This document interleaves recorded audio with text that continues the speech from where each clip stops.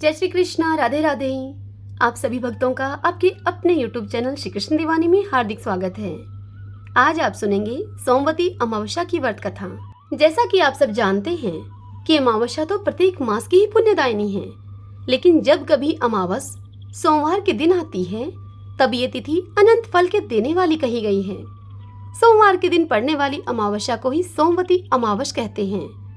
इस दिन के व्रत का हमारे प्राचीन ग्रंथों में बड़ा महात्म्य है।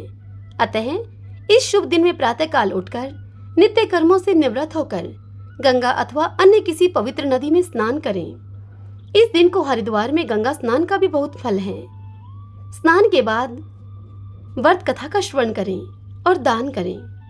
तो आइए अब हम सोमवती अमावस्या की व्रत कथा का श्रवण करते हैं। सभी बोलिए विष्णु भगवान की जय। हर हर महादेव।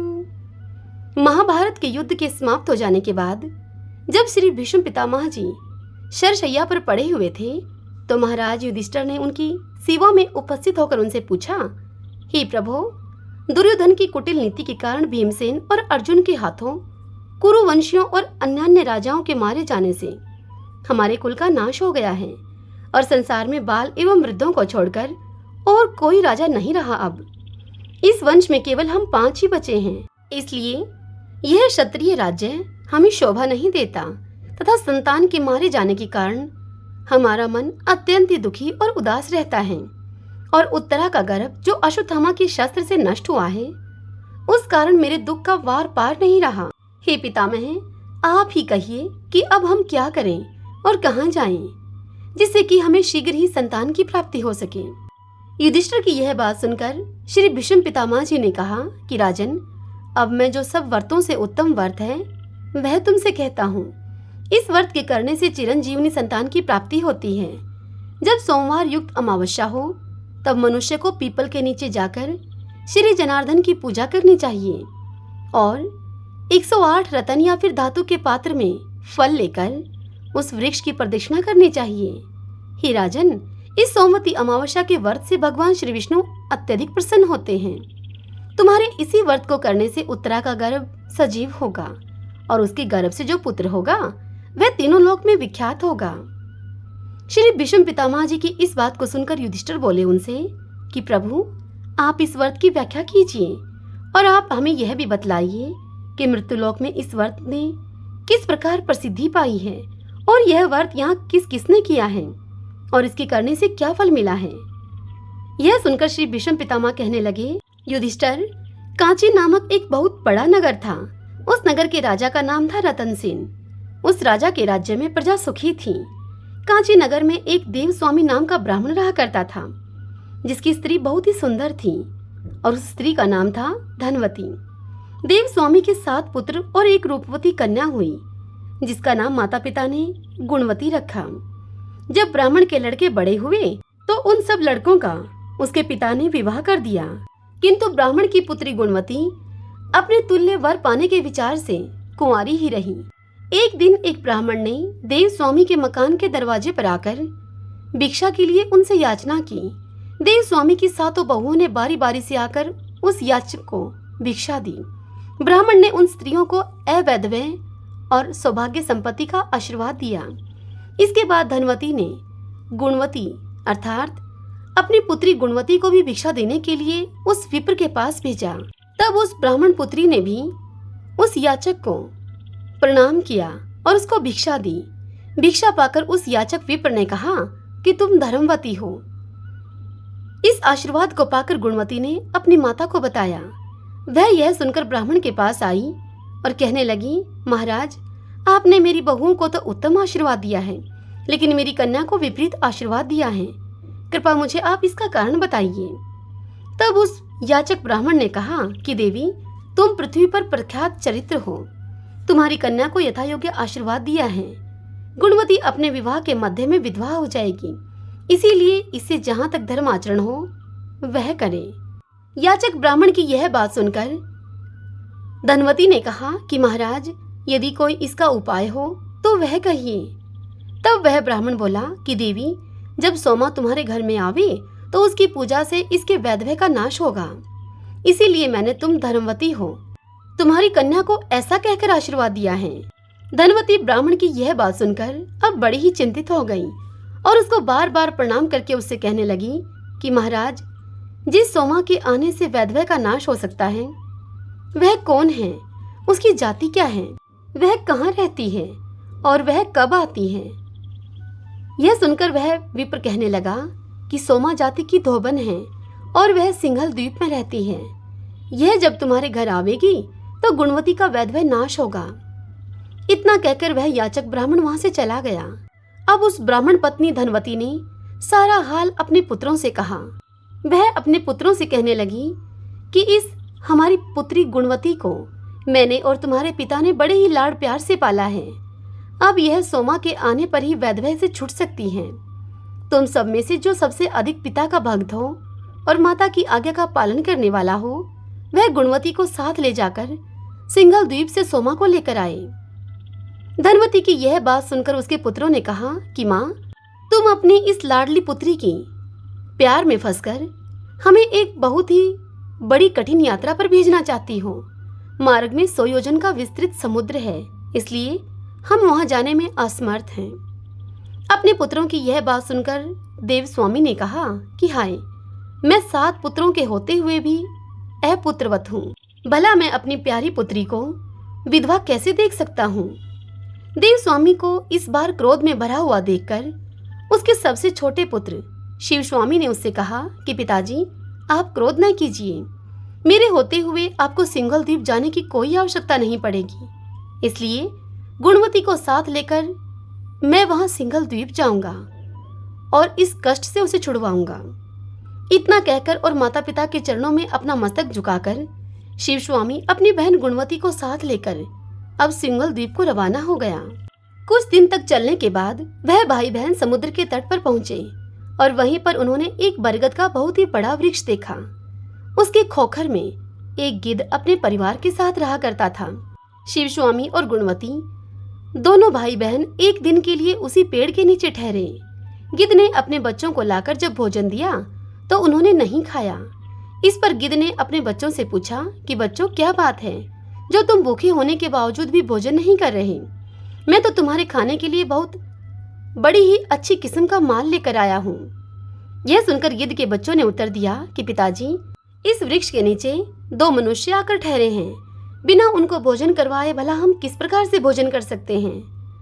अपने बच्चों की यह बात सुनकर गिद्ध ने शिव स्वामी और गुणवती के पास जाकर कहा कि भाई, तुम लोगों का जो काम है वह बन जाएगा, अतः अब तुम भोजन कर लो। गिद्ध की इस बात को सुनकर उन दोनों भाई बहन ने भोजन किया और जब वे भोजन कर चुके तो गिद्धराज ने उन दोनों को समुद्र के पार उतार दिया। समुद्र पार कर लेने के बाद वो सोमा के मकान पर सिंघल द्वीप में जा पहुंचे। वहां पहुंचकर दोनों नित्य प्रति प्रातः काल उठकर सोमा के घर को बुहारने और चौका लगाने लगे। इस प्रकार 1 वर्ष बीत गया।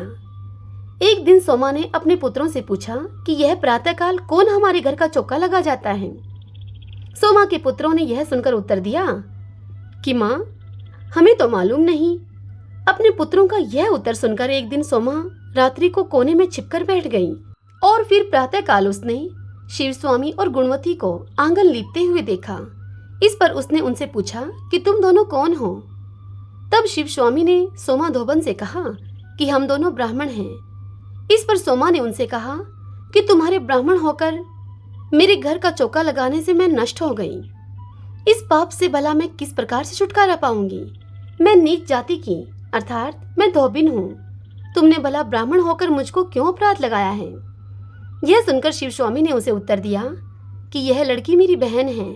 हमें बताया गया है कि शादी होने के बाद यह विधवा हो जाएगी और यदि तुम इसके पास होगी तो फिर इसका वैधव्य नष्ट हो जाएगा, अर्थात वैधव्य दोष इसका दूर हो जाएगा। इसीलिए मैं और मेरी बहन आपकी सेवा कर रहे हैं। यह सुनकर सोमा धोबन ने कहा कि आज के बाद तुम्हें यह काम नहीं करना है। मैं जल्द ही आपके साथ चलूंगी। और इसके बाद उसने अपनी बहुओं से कहा कि बहुओं, इस राज्य में कोई भी मनुष्य मरे तो तुम उसकी लाश का ऐसा प्रबंध करना कि जब तक मैं वापस न आऊं उसे कोई जलाने न पावे। सोमा की बहुओं ने यह सुनकर कहा कि बहुत अच्छा माँ जी। और इसके बाद सोमा धोबन उन दोनों को साथ लेकर, उन भाई बहन को साथ लेकर समुद्र तट पर पहुंची और एक क्षण में उन दोनों को समुद्र से पार कर दिया। स्वयं आकाश मार्ग से समुद्र पार हुई और फिर सोमा के प्रभाव से सब देखते ही देखते कांचीपुर में पहुंच गए। धनवती बड़ी श्रद्धा प्रेम के साथ सोमा का स्वागत करने लगी।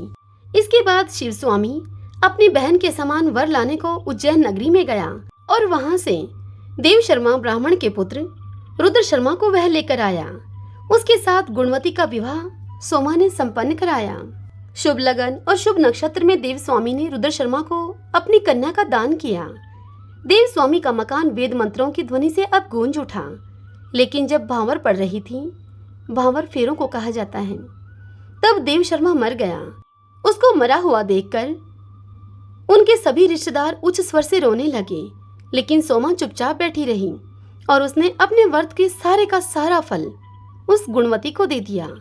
मृत्यु विनाशन व्रत का फल देने से देव शर्मा अब जीवित हो उठा और एकदम ऐसे उठकर बैठ गया जैसे कि वह सोते से उठा हो।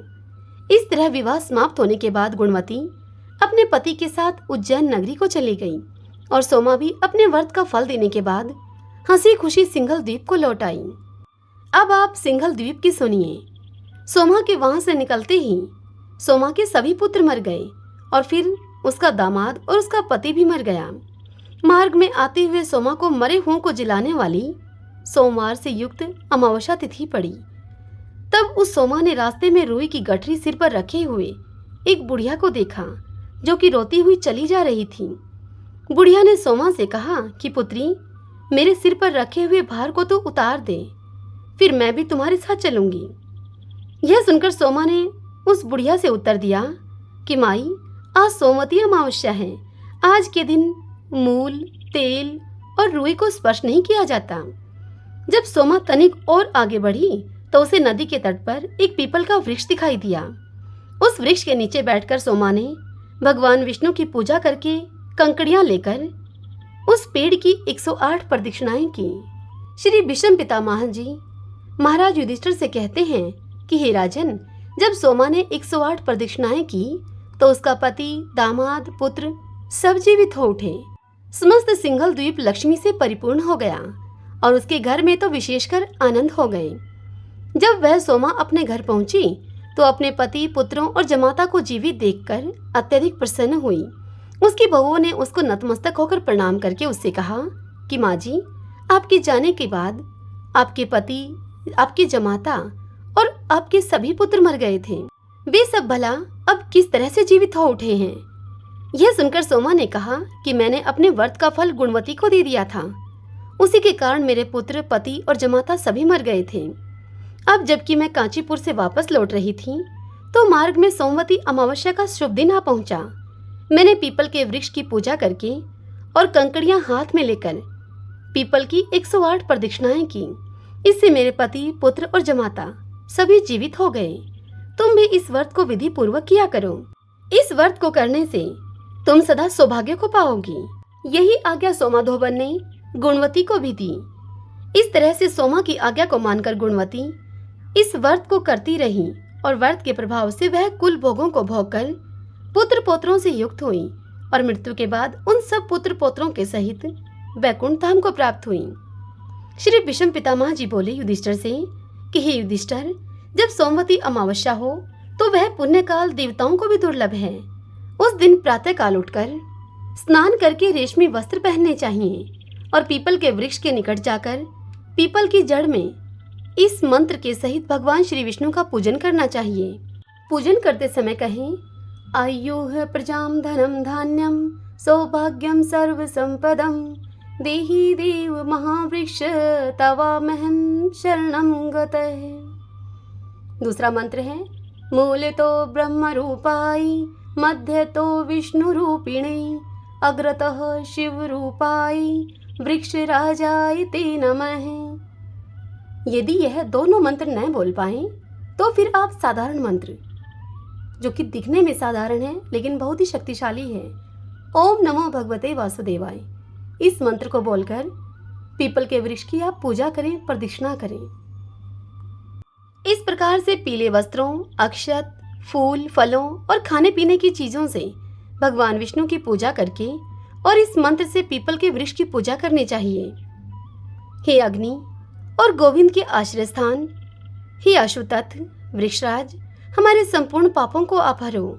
इस प्रकार पूजा करके मोती, सोना, चांदी, हीरा और मणियों को हाथ में लेकर प्रदक्षिणा करनी चाहिए। फिर कांसी के बर्तन और तांबे के बर्तनों को हाथ में लेकर पीपल की प्रदक्षिणा करनी चाहिए। जब तक 108 फेरियां पूर्ण न हो तब तक प्रदक्षिणा करते रहना चाहिए। इसके बाद समस्त वस्तुएं ब्राह्मण को दे देनी चाहिए। फिर घर की स्त्रियों के सहित सात्विक भोजन करना चाहिए। हे राजन, ये जो विधि मैंने तुमसे कही है उसके अनुसार तुम द्रौपदी, सुभद्रा, उत्तरा से व्रत करवाओ। इसी से उत्तरा का गर्भ पुनः जीवित होगा। भगवान विष्णु के इस व्रत को सुनने से स्त्री को पति, पुत्र तथा धन की प्राप्ति होती है। सभी बोलिए श्री लक्ष्मी नारायण भगवान की जय। भगवान शंकर, माता पार्वती की जय। आशा करती हूँ यह कथा आपको पसंद आई होगी, यह आपके लिए उपयोगी रही होगी। यदि ऐसा हो तो इस वीडियो को लाइक करें और अपने अपनों के साथ शेयर करें और कमेंट बॉक्स में ओम नमो भगवते वासुदेवाय लिखें। हरे कृष्णा।